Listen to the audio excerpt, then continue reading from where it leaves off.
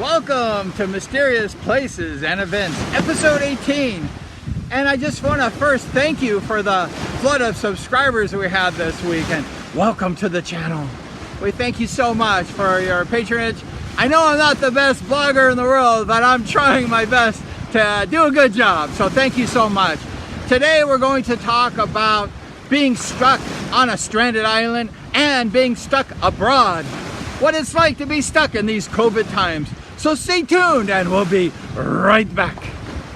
Today we're going to talk to Stephen Kidby. He's actually stranded, and we're going to ask him what it's like to be stranded in a foreign country and just what it's like. You know, it's hard to survive. You know, you need money, you need shelter, you need lots of things if you're stranded. It's not a good feeling. It's not a good feeling at all.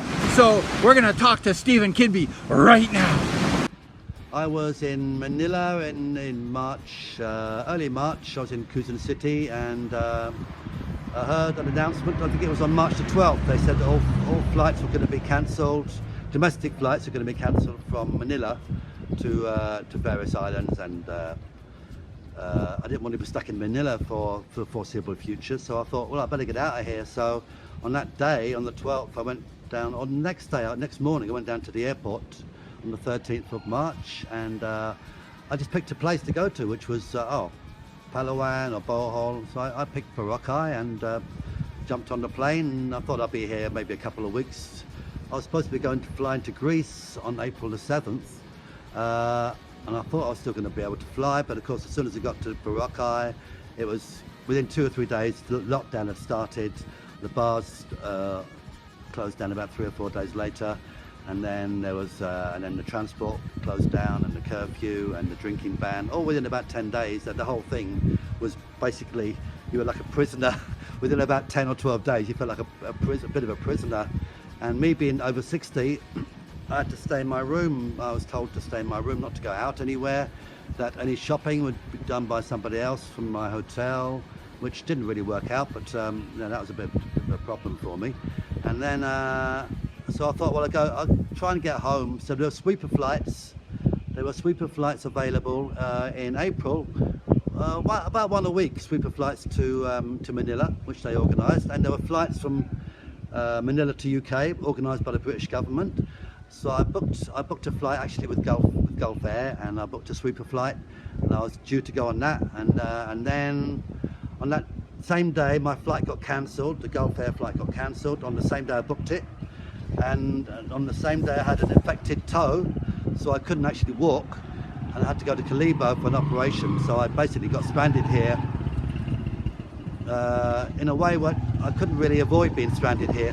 And when I recovered from the operation, got back to Boracay, a friend said to me, "Oh, you can go home now." I said, "Well, actually no, I'm going to stay here."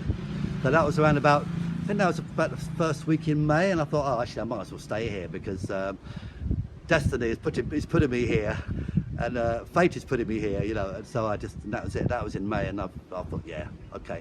So I'm not really stranded now. I'm kind of I've morphed from a stranded tourist into a resident, and I've now got a temporary resident ID as well, which is coming today, I think, my card. So I'm now become a resident by no choice of my own, but it was my choice, if you know what I mean. Stephen went ahead and he came here and he wants to be a permanent resident. Go figure. He likes Boracay. It's really a great place. He just came here. Just chance happened to be that way. And now he's going to be a resident of Boracay. It's my destiny. I have no choice.